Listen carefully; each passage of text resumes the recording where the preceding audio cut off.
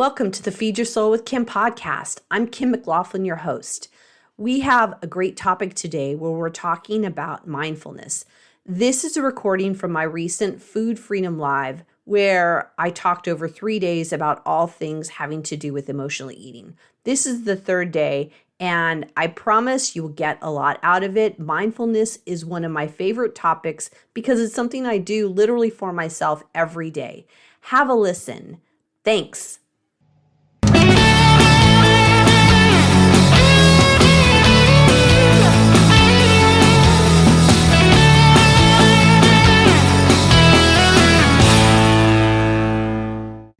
Hey everyone, we're getting ready. Hi, we are here live, Food Freedom Live, day 3.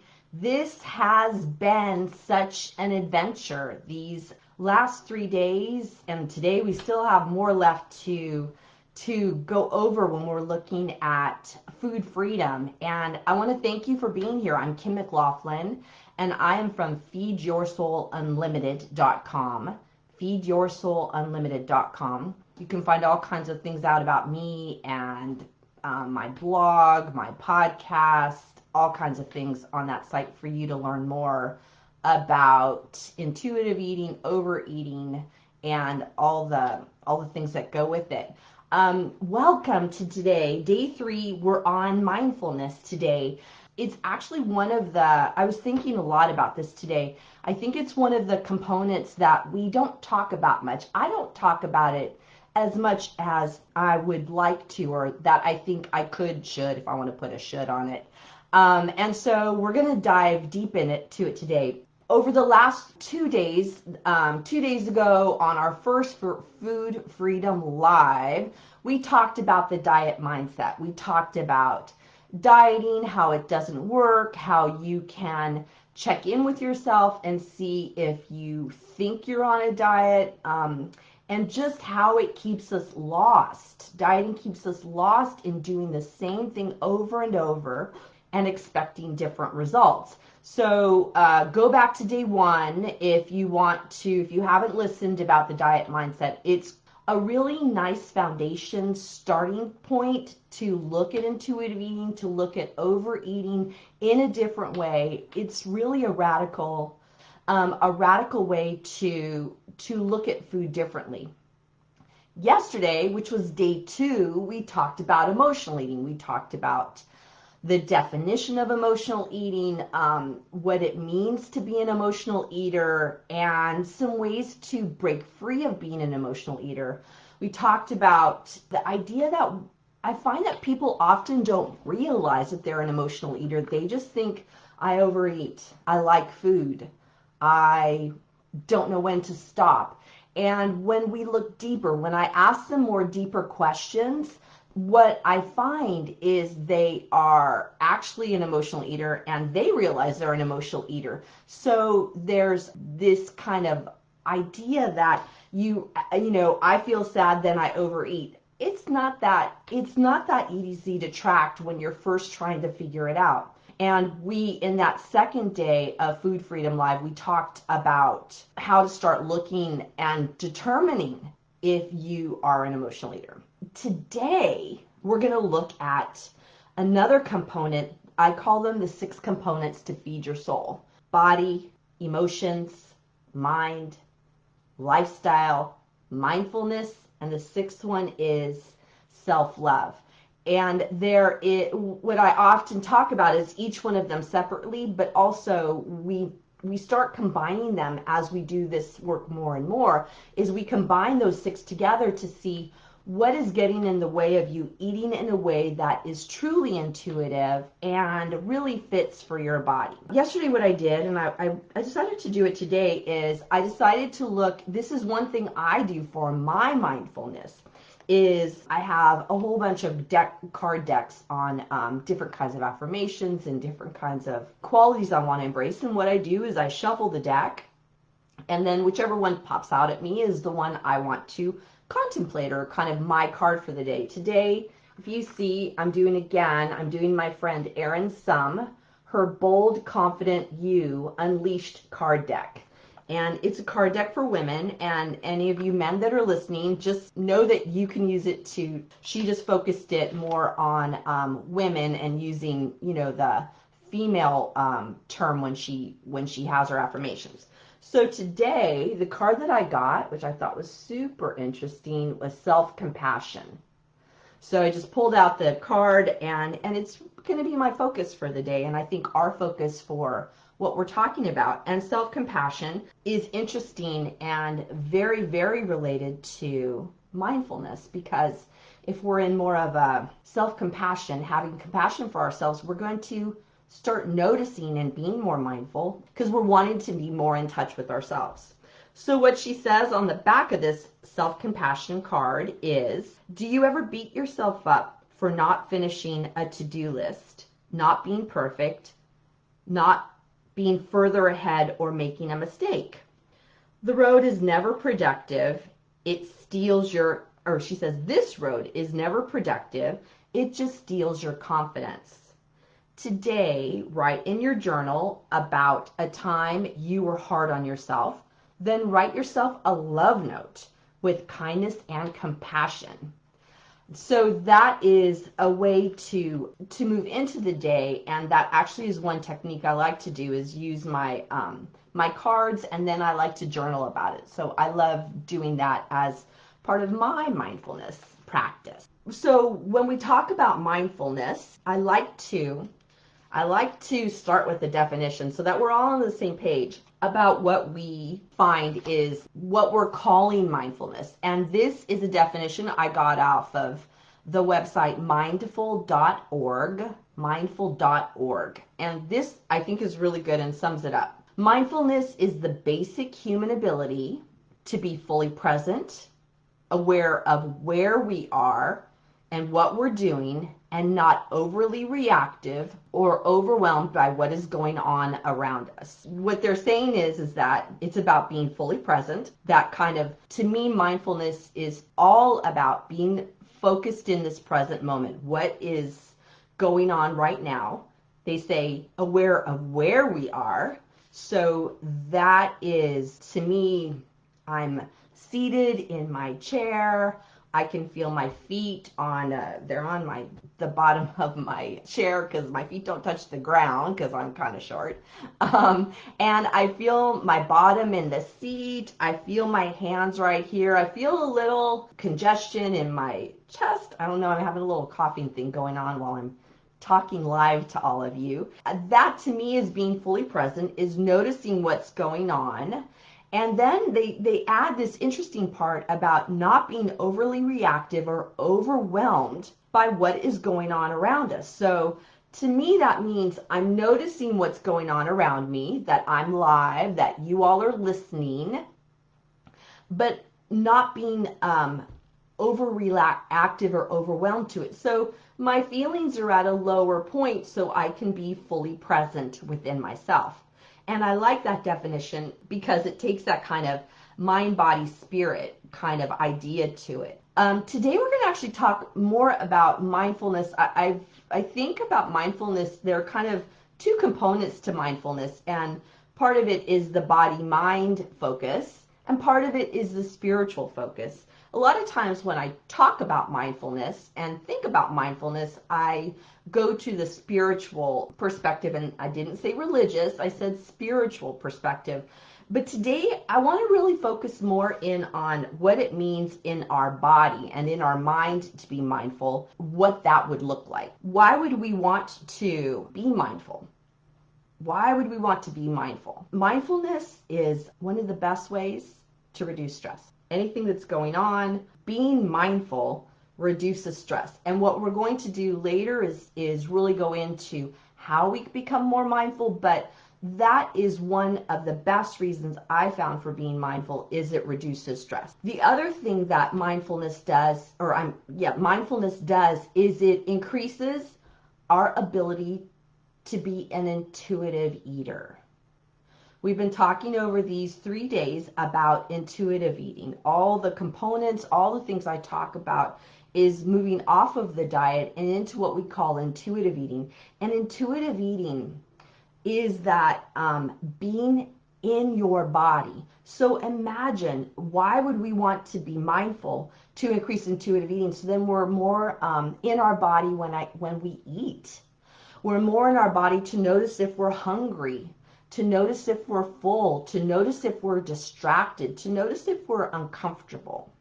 What I know happens, and this is from years and years and years of working with people with overeating issues, and also myself, is that when we are mindlessly eating mindlessly, we are, what I call it is being like outside of our body, where we're not fully embodied and we're outside of our body. And when we're outside of our body, that is when we're not paying attention to whether we're hungry, or whether we're full, or whether we need to stop, or even though this food tastes really delicious, my tummy says I'm done. My body says I'm done.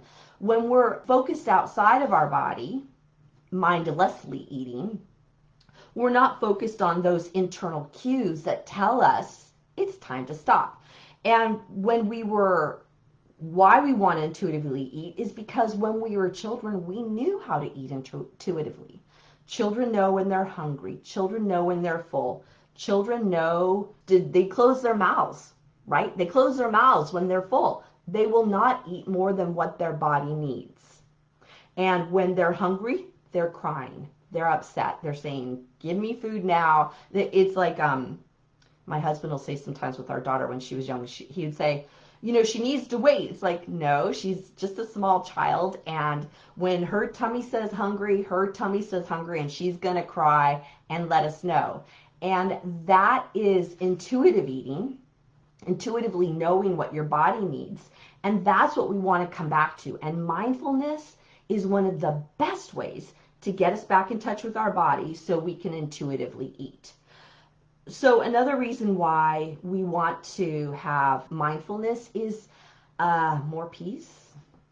Sound good? Like, that to me is one of the best things I've found that is my reason for mindfulness, even beyond intuitive eating. I started at the 1st of January of 2022. I started doing a mindfulness practice every day.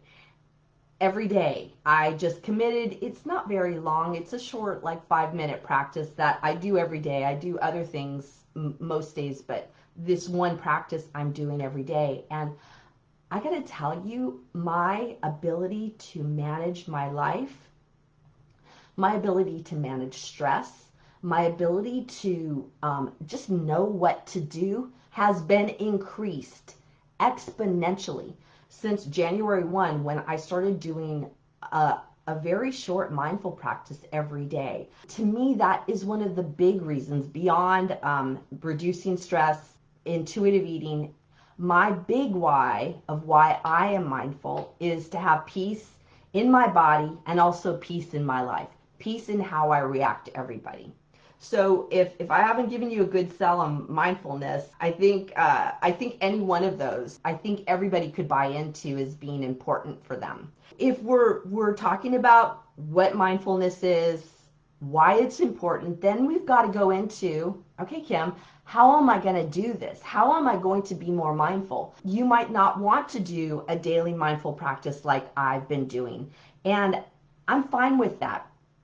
I think since we're talking about overeating and intuitive eating, one of the best starting spots is to be more mindful during your time of eating. And that is, it's easier than it sounds. I mean, it sounds like, oh, that'd just be really easy. And it's not. I find every day I focus on mindful eating, and I'm not 100%. I'm not 100%. So let's talk about, how do we do mindful eating? How do we engage in that? What I like to do and talk about with my clients is mindful eating. One of the things for me is I sit at the table. I'm still, sometimes I like eat while I'm driving or eat while I'm distracted. I focus as much as I can not being distracted. But one of the things that helps with being mindful while I eat is getting a plate, sitting down, and eating at the table. It to me, it just reminds me that I am here to feed my body. I am here to fuel my body. It is a way of a connection with food that keeps me in my body. So how do we do that? I mean, you guys, this is radical, simple, and radical, right? And so sitting at the table, having a napkin, putting the napkin in my lap, right? That to me, I learned that, a long time ago from my mom. Put the napkin in your lap and use my utensils to eat my food. Eat one bite at a time. Put my hand down, sit back and chew my food. Chew my food and swallow it. And then have just a break and feel in touch with my body. It's a radical concept to be in touch with your body while you're eating. And I want to just encourage you to practice it, because if you're like me, I come to the table about 3 times a day. I come to the table and sit and eat, like literally and figuratively. So it's a way to start practicing mindfulness. Literally just get a plate of food, sit at the table, sit down, notice yourself seated, take a deep breath, and take a bite of food. Put your fork down and chew. Oh my gosh. What I find I do and my clients do is we can eat really fast, right? And that's mindless eating. Mindless eating. Not really tasting our food, not really giving time in between bites to be fully present. And one of the things I talk about, I'm going to talk a little later about my emotional eating solutions course, is we talk a lot about being hungry and full. And how do you start noticing it? And how do you notice when you need to eat and when you need to stop? That's mindfulness. Part of that is mindfulness and being in touch with your body. What I'm just talking about is a really great tool every day to get in touch with your body. What's another mindfulness tool trick that I love that we don't talk about much when we talk about overeating? And it's movement. I find that some of my most mindful times are when I am in some kind of movement. I was thinking back on, it was about 15 years ago, I was running marathons. Why I was running marathons is a whole nother story for another day when I talk more about movement. But I was running marathons, and what I realized when I was doing that is that if I wasn't mindful about the placement of my feet,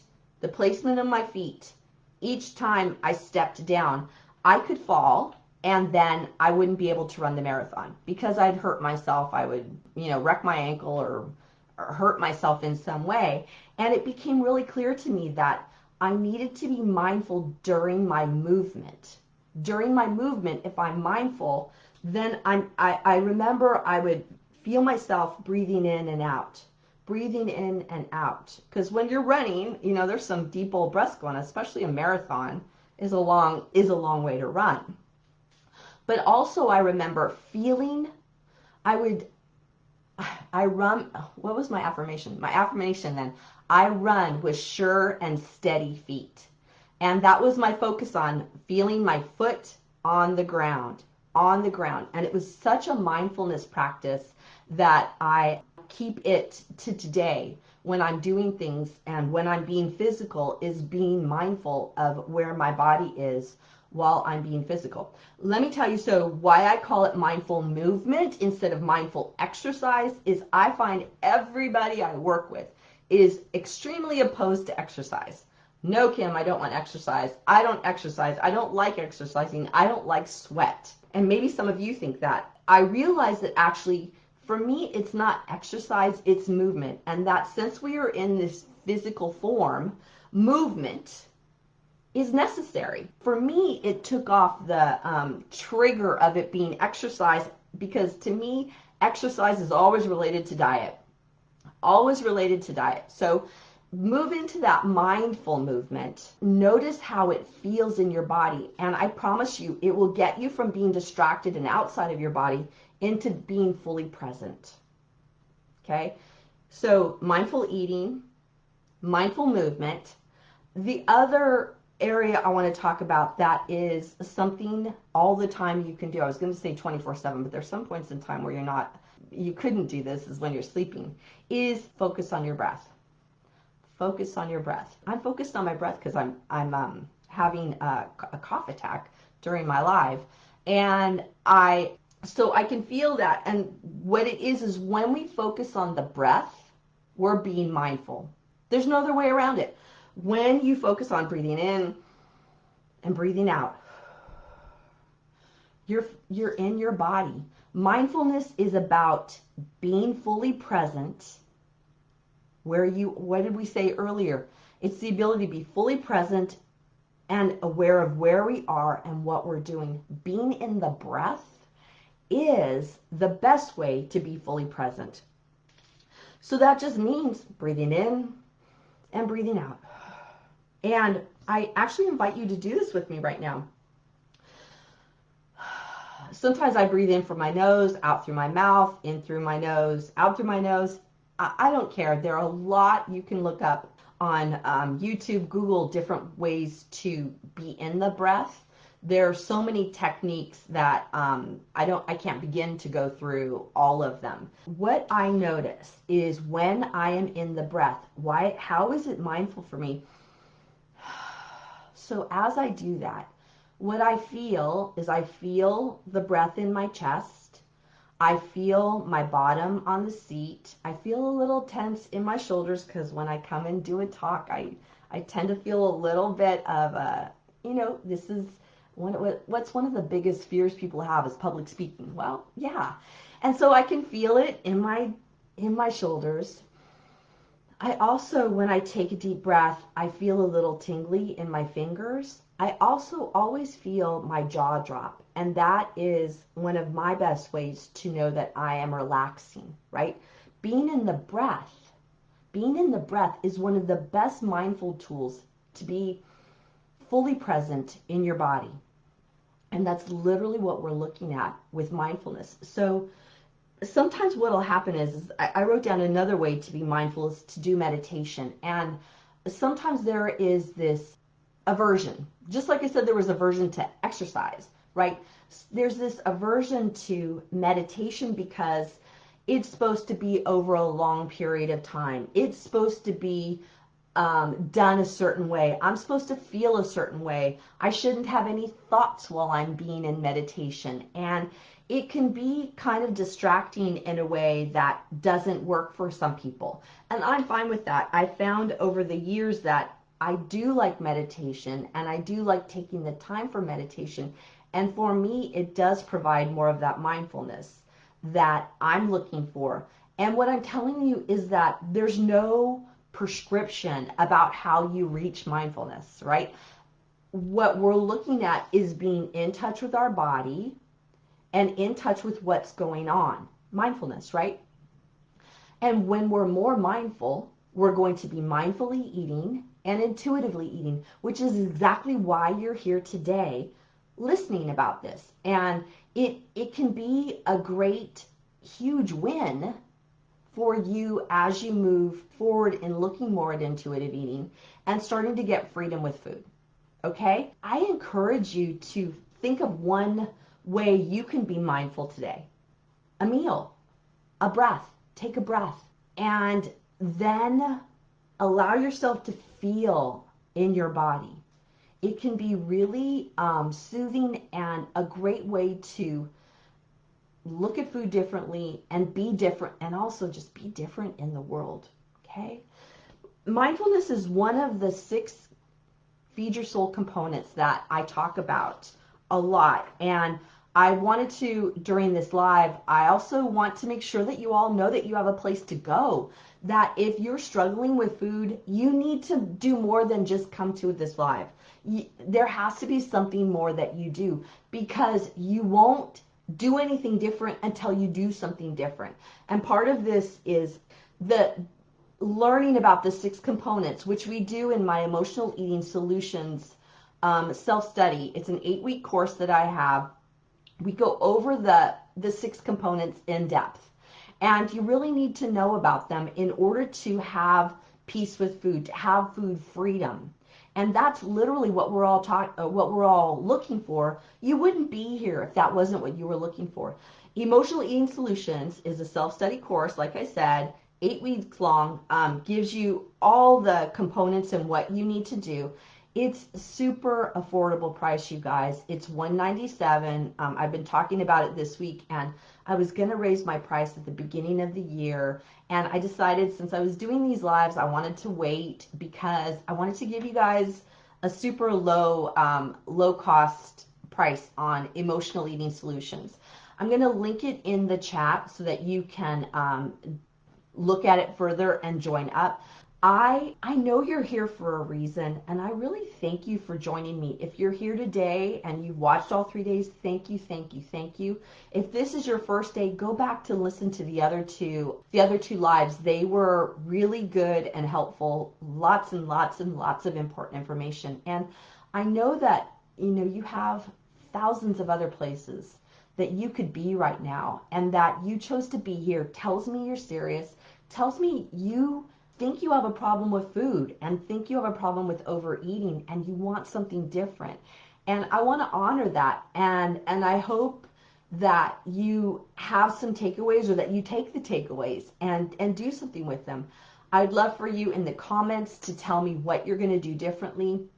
You can also email me at info@feedyoursoulunlimited.com and let me know, what are your takeaways? What did you get from this? What did you like? I would also love it if you could share this video to your Facebook page. Let other people know that there's this information out here, and please share it with other people, because we've all got to stick, I call it the Red Rover technique, where we all link arm in arm, and we link arm in arm to look at food differently, because when we come to the table differently, we come to the table differently. And I want to support you in that. I want us to be supportive for each other. Thank you again for being on this live. I look forward to talking to you more. If you also want to, in the comments, tell me some other topics you want to have. I'm going to have more lives because I'm really enjoying talking with all of you. This is Kim McLaughlin from feedyoursoulunlimited.com. Thank you for joining us, and I look forward to talking to you soon. Bye all.